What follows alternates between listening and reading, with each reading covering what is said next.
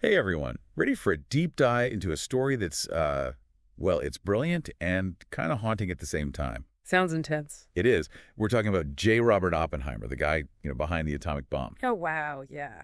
We've been going through a ton of articles and research, but our main focus today is going to be Christopher Nolan's film, J. Robert Oppenheimer. Yeah. The one from 2023. Yeah, I saw that one. It really tries to get inside his head. Yeah. This guy who, changed the world forever. It's crazy to think about the impact he had. What always gets me about Oppenheimer is how his own life, like his personal ups and downs, kind of mirror, humanity's whole thing with scientific ambition and the ethical stuff that comes with it. Yeah, it's not just like equations in labs, right? Yeah. There's a whole human story behind this massive invention.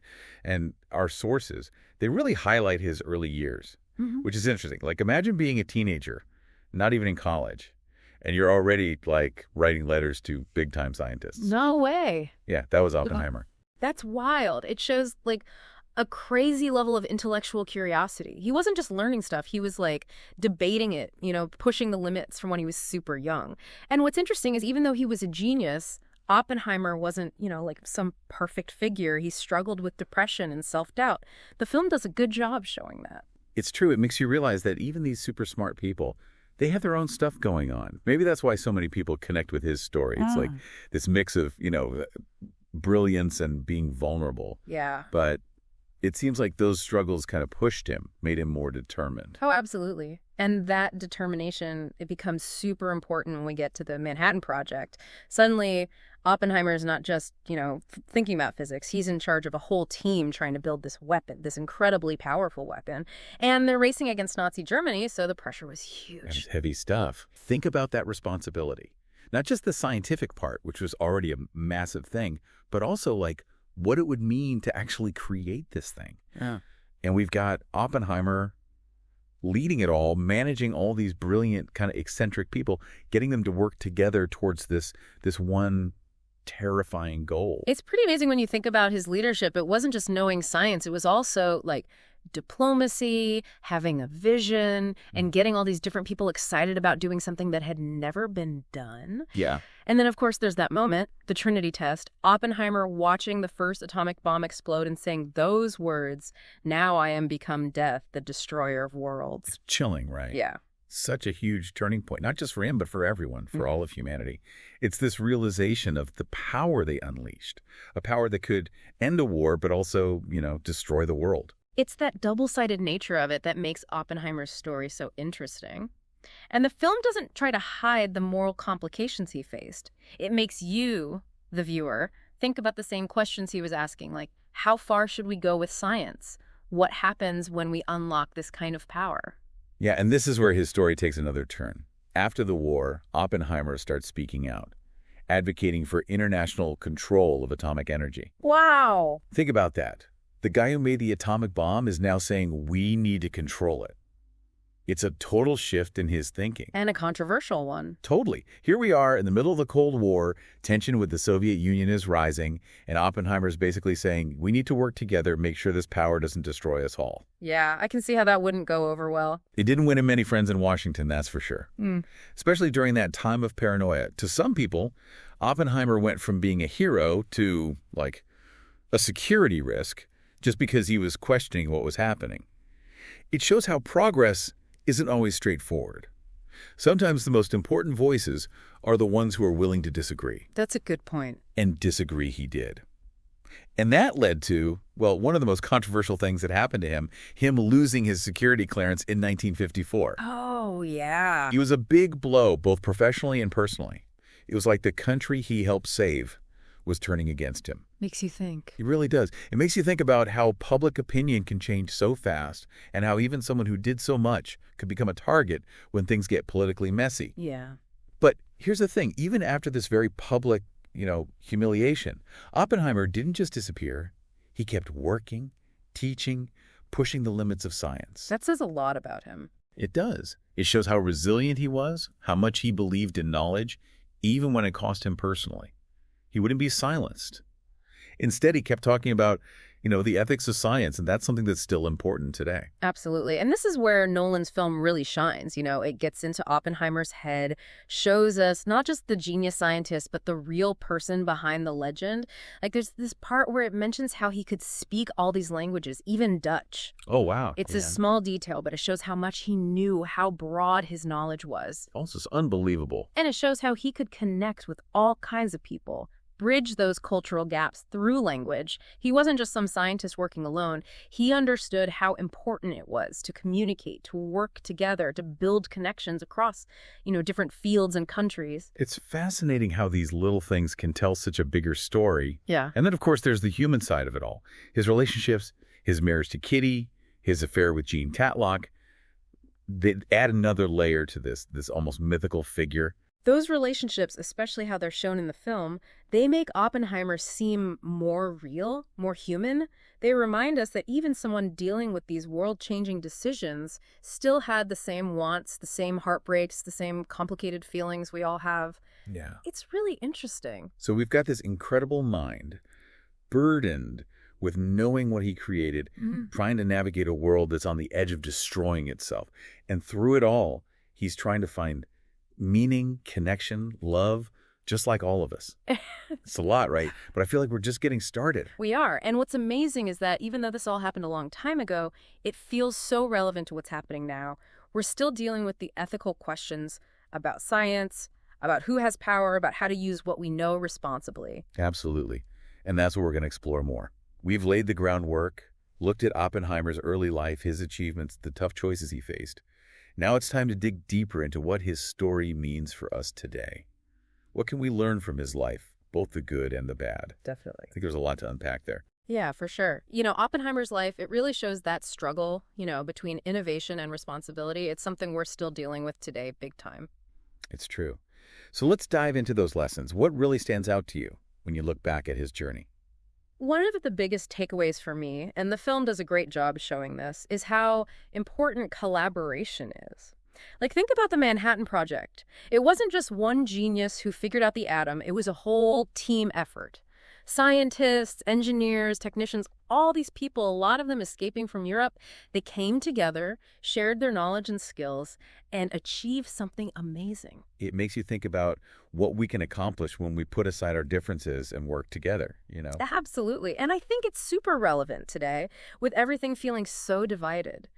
Oppenheimer's story reminds us that collaboration isn't just about being efficient, it's about bringing different perspectives together, different ways of thinking to solve these really hard problems. It's like none of us is as smart as all of us, or something like that, right? Exactly. But it wasn't always easy on the Manhattan Project. Our sources talk about some, pretty big clashes of egos along the way. Oh, yeah, for sure. And that's important to remember, too. Collaboration isn't always smooth sailing. You need open communication, you got to be willing to listen, and everyone needs to understand the bigger picture. Oppenheimer, to his credit, seemed to get that.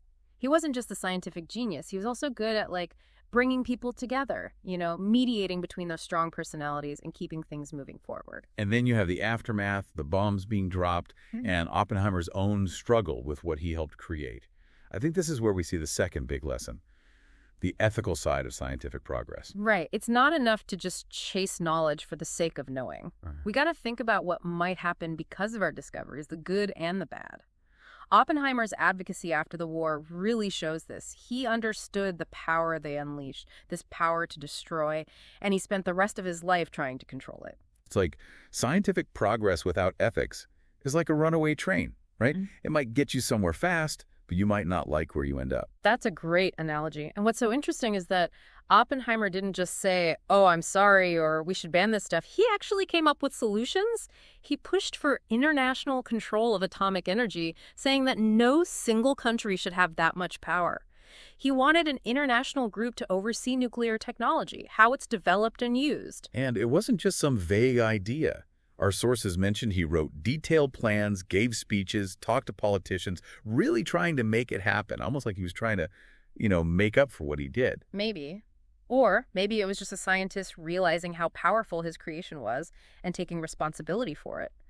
Either way, it shows how scientists and innovators can use their voices to shape the ethical side of their work. And this was all happening during the Cold War, which makes it even more complicated. He wasn't just arguing with other scientists. He was going up against powerful political figures who saw nuclear weapons as necessary, to keep things in check. Right. It's tricky. How do you balance keeping your country safe with keeping the whole world safe?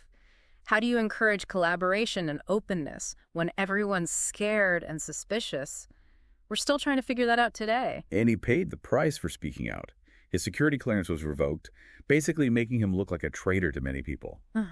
It's ironic, right? The guy who helped build the bomb, who dedicated his life to preventing nuclear war, gets accused of being a communist. It shows how fear and ideology can shut down dissenting voices, even when they're genuinely concerned about humanity's future. But what's amazing is that even after that public humiliation, Oppenheimer didn't just go away. He kept teaching, writing, talking about the role of science in society. Which brings us to that third lesson, resilience. He went through so much, both personally and professionally, but he never gave up on knowledge, on believing in the power of dialogue. Yeah, he could have easily given up after losing his security clearance. But he chose to focus on helping young scientists, continuing his research, and advocating for a more responsible approach to science. It reminds us that we all face setbacks, but it's how we react to them that matters. And I think that's why Oppenheimer's story is still so powerful. It's not just about scientific achievement. It's about being human, about being brilliant and making mistakes, about creating and destroying, about hope and despair. It's a story that still makes us think about the choices we make and the responsibility we have as individuals and as a society. So much to think about. Yeah. But before we wrap up, I want to hear from you, the listener. What are your thoughts on all of this? What parts of Oppenheimer's story resonate with you the most? What lessons, big or small, are you taking away from our deep dive? Yeah, it's really something, how a story from so long ago can feel so relevant to what's happening today. It's true. Oppenheimer's life really makes you think about, where is science going and what's our role in all of this? That's a big question. It is. I think he represents this incredible drive to push the limits, to figure out the universe's secrets. But then there's that realization, right, that those secrets can be amazing, but also kind of scary. And in a way, we all share that burden now. Yeah, I mean, we're all living in a world that was shaped by, what Oppenheimer did and what other scientists and innovators have done. It makes you wonder what drives us, as humans. Is it just curiosity, ambition, maybe wanting to leave our mark on the world? Or is it something deeper, like needing to understand where we fit in, even if it comes with a price? It's a tough question. No easy answers there. But I do think Oppenheimer's story shows us that we can't separate the search for knowledge from thinking about ethics. He wasn't just a scientist. He was also someone who really cared about what it all meant for humanity. That's the challenge, isn't it? Finding that balance between pushing the limits of what's possible and also thinking about what could happen because of it. It's easy to get caught up in the excitement of discovery, but we can't forget about the bigger picture. You got it. And that responsibility, it's not just for scientists. We all play a part in shaping the ethical side of things, for the future. Whether you're an artist or a business person or a teacher or even a student, your choices, your actions, what you say, it all adds up to the world we're building. So what does that mean for us? For the everyday people who aren't, splitting atoms, but are still trying to figure things out in this crazy world? What can we learn from what Oppenheimer went through, the good and the bad? I think one of the biggest lessons is that it's important to speak up, to talk about these tough issues, even when it's uncomfortable. Oppenheimer went against what everyone thought, even when it meant risking his own career and reputation. He understood that staying silent can be just as bad as doing something wrong, especially when so much is at stake. It takes guts to stand up for what you believe in, especially when you're up against powerful people who might not agree with you. It's easier to just go along with things, not cause trouble. But Oppenheimer shows us that sometimes, causing a little trouble is exactly what's needed. Yeah, and it's not just about making big statements or speeches. It's about the little things we do every day, the conversations we have, the values we live by. It's about asking ourselves the hard questions, being open to changing our minds, and using our voices to fight for a future that matches what we believe in. As we finish this deep dive into Oppenheimer's life, I'm struck by how complex the human experience is. Here's this guy who figured out the atom, saw the beginning of a new era, wrestled with what he created, and ultimately made us all think about what it means to have knowledge. His story really shows that progress isn't always a straight line. Even the smartest people make mistakes. And even when things are really tough, the human spirit can still find a way. It's a story that speaks to us even now, making us face those big questions, talk to each other, and use our collective wisdom to shape a future that's, well, worthy of what we can be. Oppenheimer's life, it was a mix of brilliance and sadness, of success and regret. It shows both sides of who we are, our ability to create and destroy, to innovate and be responsible. And in the end, it leaves us with more questions than answers.